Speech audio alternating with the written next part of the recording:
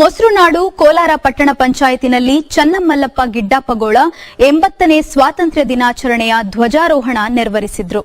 ಕೋಲಾರ ಪಟ್ಟಣದಲ್ಲಿ 80ನೇ ಸ್ವಾತಂತ್ರ್ಯ ದಿನಾಚರಣೆಯನ್ನು ಸಂಭ್ರಮ ಸಡಗರದಿಂದ ಆಚರಿಸಲಾಯಿತು. ವಿಜಯಪುರ ಜಿಲ್ಲೆ ಕೋಲಾರ ಪಟ್ಟಣದಲ್ಲಿ ಪಟ್ಟಣ ಪಂಚಾಯಿತಿ ಕಾರ್ಯಾಲಯದಲ್ಲಿ ಪಟ್ಟಣ ಪಂಚಾಯಿತಿ ಅಧ್ಯಕ್ಷ ಚನ್ನಮಲ್ಲಪ್ಪ ಗಿಡ್ಡಪ್ಪಗೋಳ ಧ್ವಜಾರೋಹಣ ನೆರವೇರಿಸಿದರು. ಪಟ್ಟಣದ ಎಂಪಿಎಸ್ ಶಾಲಾ ಆವರಣದಲ್ಲಿ ಕೋಲಾರ ತಾಲೂಕು ಆಡಳಿತ ವತಿಯಿಂದ ಹಮ್ಮಿಕೊಂಡಿದ್ದ 80ನೇ ಸ್ವಾತಂತ್ರ್ಯ ದಿನಾಚರಣೆಯನ್ನು ತಹಸೀಲ್ದಾರ್ ಎಸ್ ಎ ಮ್ಯಾಗೇರಿ ಧ್ವಜಾರೋಹಣ ನೆರವೇರಿಸಿ ಧ್ವಜ ಸಂದೇಶವನ್ನು ನೀಡಿದರು. ಕಾರ್ಯಕ್ರಮದಲ್ಲಿ ವಿವಿಧ ಕ್ಷೇತ್ರದಲ್ಲಿ ಸಾಧನೆ ಮಾಡಿದ ಮಹಿಳೆಯರನ್ನು ಸನ್ಮಾನಿಸಿ ಗೌರವಿಸಲಾಯಿತು. ಶಾಲಾ ಮಕ್ಕಳಿಂದ ಸಾಂಸ್ಕೃತಿಕ ಕಾರ್ಯಕ್ರಮಗಳು ಜರುಗಿದವು.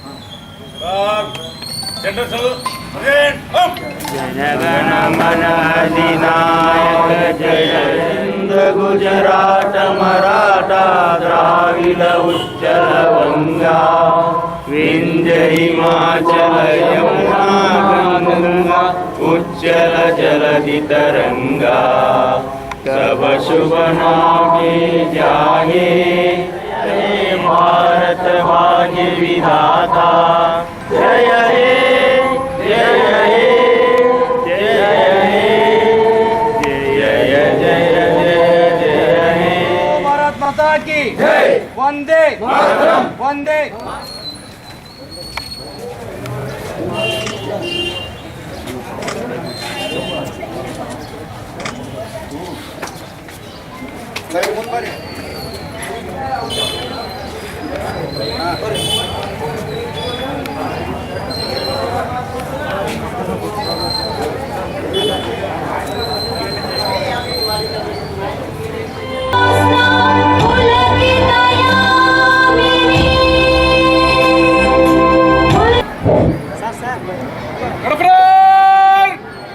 National flag!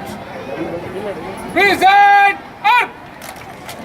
मंगलदायक जय हे भारत भाग्य विधाता जय हे जय हे जय हे जय जय जय जय मंगलदायक जय हे भारत भाग्य विधाता जय हे जय हे जय हे जय जय जय जय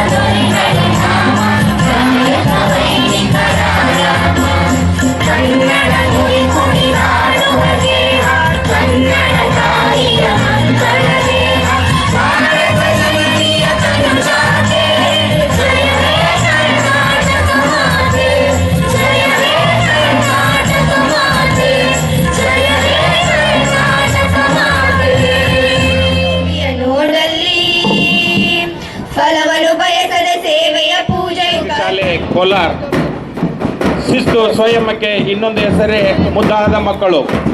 ಮುಂದಿನ ದೇಶವನ್ನು ಆಳುವ ನಾಯಕರು.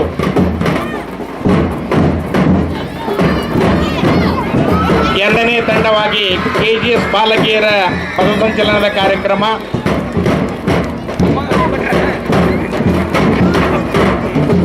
ಈ ದೇಶದ ಯಶಸ್ವಿಯಲ್ಲಿ ಹೆಣ್ಣು ಮಕ್ಕಳ ಪಾತ್ರ ಕೂಡ ಬಹಳಷ್ಟು ಇದೆ. ಕೋಲಾರ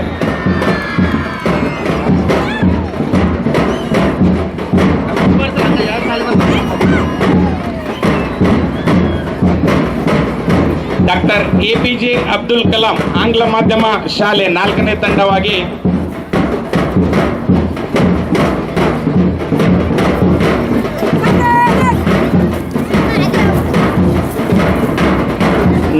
ತಂಡವಾಗಿ ಶ್ರೀ ಸಂಗಮೇಶ್ವರ ಹಿರಿಯ ಪ್ರಾಥಮಿಕ ಶಾಲೆ ಕೊಲ್ಲಾರ್.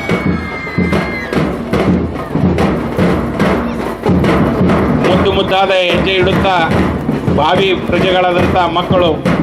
5ನೇ ತಂಡವಾಗಿ ಶ್ರೀ ಸಂಗಮೇಶ್ವರ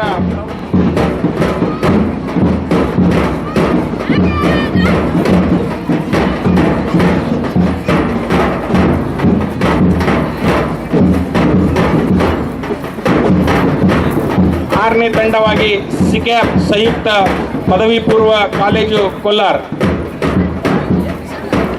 ಸರ್ಕಾರಿ ಉರ್ದು ಹಿರಿಯ ಪ್ರಾಥಮಿಕ ಶಾಲೆ ಕೊಲ್ಲಾರ್.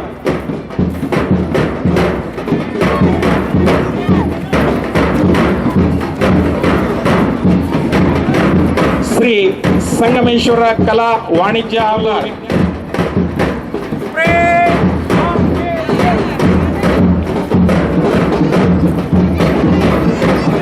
ಈ ವೇದಿಕೆ ಪರವಾಗಿ ಆತ್ಮೀಯವಾಗಿ ಸ್ವಾಗತವನ್ನು ಕೊಡ್ತಾ ಇದ್ದೇನೆ. ಅದೇ ರೀತಿಯಾಗಿ Shri Ashok Nayak police sub inspector Kolhar ಇವರಿಗೂ ಕೂಡ ತಮ್ಮೆಲ್ಲರ ಪರವಾಗಿ ಹಾಗೂ ನಮ್ಮ ಈ ವೇದಿಕೆ ಪರವಾಗಿ ಆತ್ಮೀಯವಾಗಿ ಈ ಕಾರ್ಯಕ್ರಮಕ್ಕೆ ಆತ್ಮೀಯವಾಗಿ ನಾನು ಸ್ವಾಗತವನ್ನು ಕೊಡ್ತಾ ಇದ್ದೇನೆ. ಅದೇ ರೀತಿಯಾಗಿ ನಮ್ಮ ಪಟ್ಟಣ ಪಂಚಾಯಿತಿಯ ಸದಸ್ಯರುಗಳಾಗಿರ್ತಕ್ಕಂತಹ ಎಲ್ಲ ಮಹನೀಯರು ಈ ವೇದಿಕೆ ಮೇಲೆ ಆಸೀನರಾಗಿದ್ದಾರೆ.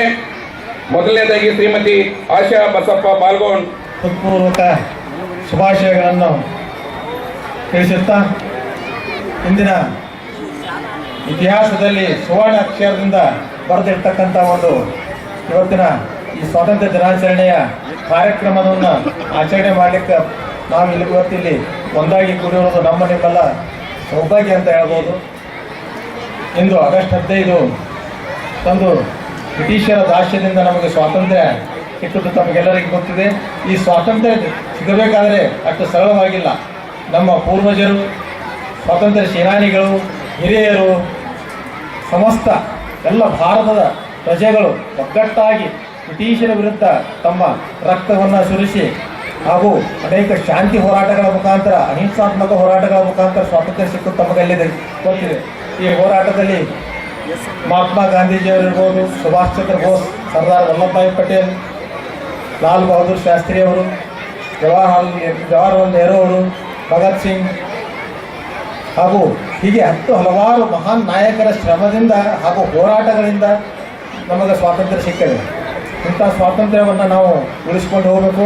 ಇಂಥ ಮಹಾನ್ ಸ್ವಾತಂತ್ರ್ಯವನ್ನು ಪಡೆದ ನಂತರ ಬೃಹತ್ ಭಾರತದ ಸ್ವಾತಂತ್ರ್ಯ ಸ್ವರಾಜ್ಯವನ್ನು ನಾವು ಪಡೆದ ನಂತರ ನಮ್ಮ ಭಾರತಕ್ಕೆ ಅತ್ಯಂತ ಮುಖ್ಯವಾಗಿ ಸಂವಿಧಾನ ರಚನೆ ಅಂತಕ್ಕಂಥದ್ದು ವಿಷಯ ಬಂದು ನಿಂತು, ಈ ಸಂವಿಧಾನ ರಚನೆಯ ಬಗ್ಗೆ ವಿಚಾರ ಮಾಡಿದಾಗ ಭಾರತ ಅನ್ನೋದು ಸಣ್ಣ ದೇಶ ಅಲ್ಲ.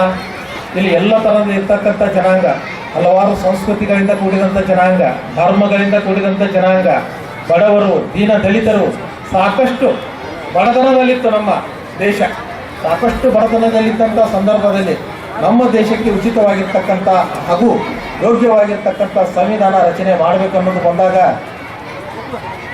ಸಂವಿಧಾನ ಶಿಲ್ಪಿ ಡಾಕ್ಟರ್ ಬಾಬಾ ಸಾಹೇಬ್ ಅಂಬೇಡ್ಕರ್ ಅವರ ಒಂದು ನೇತೃತ್ವದಲ್ಲಿ ಸಂವಿಧಾನ ರಚನೆಯಾಗಿ ಜನವರಿ 26, 1950 ಕಾರ್ಯರೂಪದಲ್ಲಿ ನಾವು ನೀವು ಎಲ್ಲ ಕೆಲಸ ಮಾಡ್ತಾ ಇದ್ದೀವಿ. ಶಾಸಕಾಂಗ, ಕಾರ್ಯಾಂಗ, ನ್ಯಾಯಾಂಗಗಳನ್ನು ಒಳಗೊಂಡಿರತಕ್ಕಂಥ ಸಂವಿಧಾನ ನಮಗೆ ಮೂಲಭೂತ ಹಕ್ಕುಗಳನ್ನು ಕೊಟ್ಟಿದೆ. ಅದೇ ರೀತಿಯಾಗಿ ಮೂಲಭೂತ ಕರ್ತವ್ಯಗಳನ್ನು ಸಹ ನಮಗೆ ಸಂವಿಧಾನ ನೀಡಿದೆ. ನಾವು ಎಷ್ಟು ಹಕ್ಕುಗಳನ್ನು ಪ್ರತಿಪಾದಿಸ್ತೇವೆ, ಕರ್ತವ್ಯಗಳನ್ನು ನಿರ್ವಹಿಸತಕ್ಕಂಥದ್ದು ನಿಮ್ಮೆಲ್ಲರ ಜವಾಬ್ದಾರಿಯಾಗಿದೆ. ಇಂದಿನ ದಿನಗಳಲ್ಲಿ ತಮಗೆ ಗೊತ್ತಿರಬಹುದು, ಏನಲ್ಲ ಈ ಪ್ರಗತಿ ಅಂತ ಸಾಗ್ತಾ ಇರೋದು ತಮಗೆ ಗೊತ್ತಿದೆ. ದೇಶದಾದ್ಯಂತ, ಜಗತ್ತಿನಾದ್ಯಂತ ಪ್ರಗತಿಯ ಪಥದಲ್ಲಿ ಸಾಗ್ತಾ ಇದೆ. ಇಂದಿನ ದಿನಗಳಲ್ಲಿ ರಾಜಕೀಯ ಕ್ಷೇತ್ರ ಆಗಿರ್ಬೋದು, ತಾಂತ್ರಿಕ ಕ್ಷೇತ್ರ ಆಗಿರ್ಬೋದು, ವೈದ್ಯಕೀಯ ಕ್ಷೇತ್ರ ಆಗಿರ್ಬೋದು, ರಾಜಕೀಯ ಕ್ಷೇತ್ರ ಆಗಿರ್ಬೋದು ಹಾಗೂ ಬಾಹ್ಯಾಕಾಶ ಕ್ಷೇತ್ರದಲ್ಲಿಯೂ ಸಹ ಸಾಕಷ್ಟು ನಮ್ಮ ದೇಶ ಮುಂದುವರೆದಿದ್ದು ತಮಗೆಲ್ಲರಿಗೂ ಗೊತ್ತಾಗಿ ನಾವು ಬಾಹ್ಯಾಕಾಶ ಇತಿಹಾಸದಲ್ಲಿ ಬಹಳ ಒಂದು ಸಾಧನೆಯನ್ನು ಮಾಡಿದ್ದೇವೆ. ಹೊಂದದೇ ಇರತಕ್ಕಂಥ ರೀತಿಯಲ್ಲಿ ನಿರ್ವಹಿಸಿ ಜಗತ್ತಿನಲ್ಲಿ ಸಹಿ ಎನಿಸಿಕೊಂಡಿದ್ದೇವೆ. ಇಂದಿನ ದಿವಸ ಭಾರತ ವಿಶ್ವಗುರು ಆಗುವಂತ ನಿಟ್ಟಿನಲ್ಲಿ ದಾಪುಗಾಲಿಡ್ತಾ ಇದೆ, ಮುಂದೆ ಸಾಗ್ತಾ ಇದೆ, ಪ್ರಗತಿ ಹೊಂದಿದ ರಾಷ್ಟ್ರಗಳ ಪರದೆಯಲ್ಲಿ ಬರ್ತಾ ಇದೆ. ಅದೇ ರೀತಿಯಾಗಿ ತಮ್ಮೆಲ್ಲರಿಗೂ ನಾನು ಈ ವೇದಿಕೆ ಮುಖಾಂತರ ವಿನಂತಿಸಿಕೊಳ್ಳುವುದು ಇಷ್ಟೇ, ಪ್ರಗತಿ ಹೊಂದತಕ್ಕಂಥ ನಮ್ಮ ಭಾರತದ ಇನ್ನಷ್ಟು ಎತ್ತರಕ್ಕೆ ಪ್ರಗತಿಯತ್ತ ಎಲ್ಲ ಕ್ಷೇತ್ರಗಳಲ್ಲಿ, ಶೈಕ್ಷಣಿಕ ಕ್ಷೇತ್ರ ಇರ್ಬೋದು, ರಾಜಕೀಯ ಕ್ಷೇತ್ರ, ಎಲ್ಲ ಕ್ಷೇತ್ರಗಳಲ್ಲಿ ಈ ನಮ್ಮ ದೇಶವನ್ನು ಮುಂಚೂಣಿಯಲ್ಲಿಟ್ಟು ನಾವು ನೀವು ಕೂಡಿ ನಡೆಸೋಣ, ಮುಂಚೂಣಿಯಲ್ಲಿ ತೆಗೆದುಕೊಂಡು ಹೋಗೋಣ ಅಂತ ಹೇಳ್ತಾ, ದಿವಸ ಕ್ರಾಂತಿಕಾರಿ ಸಂಗೊಳ್ಳಿ ರಾಯಣ್ಣವರ ಜಯಂತಿ ಇದೆ. ಸಂಗೊಳ್ಳಿ ರಾಯಣ್ಣವರ ಜಯಂತಿಯ ಶುಭಾಶಯಗಳನ್ನು ಸಹ ನಾನು ಈ ಸಂದರ್ಭದಲ್ಲಿ ತಮ್ಮೆಲ್ಲರಿಗೂ ತಿಳಿಸುತ್ತಾ, ರಾಷ್ಟ್ರ ನಾಯಕರು ಮತ್ತು ಅವರ ಶ್ರಮದಿಂದ, ಅವರ ಹೋರಾಟದಿಂದ ಬಂದು ತಂದಿರ್ತಕ್ಕಂಥ ಈ ಸ್ವಾತಂತ್ರ್ಯವನ್ನು ನಾವು ಮುನ್ನಡೆಸುತ್ತಾ ನಮ್ಮ ದೇಶವನ್ನು ಇನ್ನೂ ಅತ್ಯುನ್ನತ ಮಟ್ಟಕ್ಕೆ ತೆಗೆದುಕೊಂಡು ಹೋಗೋಣ ಅಂತ ಈ ವೇದಿಕೆ ಮುಖಾಂತರ ತಾನು ಹೇಳುತ್ತಾ ಇಲ್ಲಿ ಮಾತನಾಡಲಿಕ್ಕೆ ಅವಕಾಶ. ತೃತೀಯ ಸ್ಥಾನ.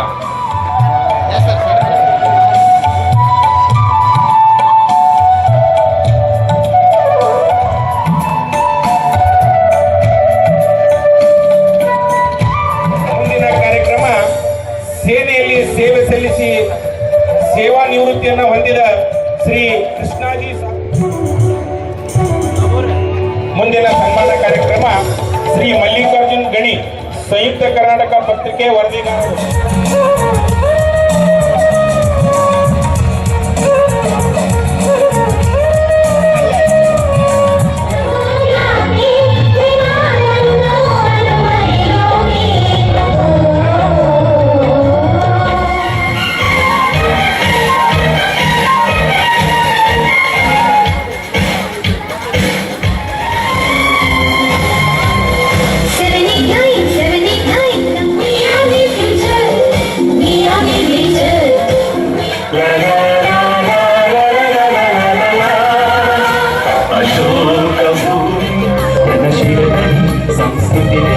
ಹೊತ್ತುಕೊಂಡು ಬೆಳೆದ ಪುಣ್ಯದಂತ ಭೂಮಿ ಇದು ನಮ್ಮ ಭಾರತ. ಜೈ ಜೈ ಜೈ ಜೈ ಭಾರತ, ಜೈ ಜೈ ಜೈ ಜೈ ಭಾರತ, ಜೈ ಜೈ ಜೈ.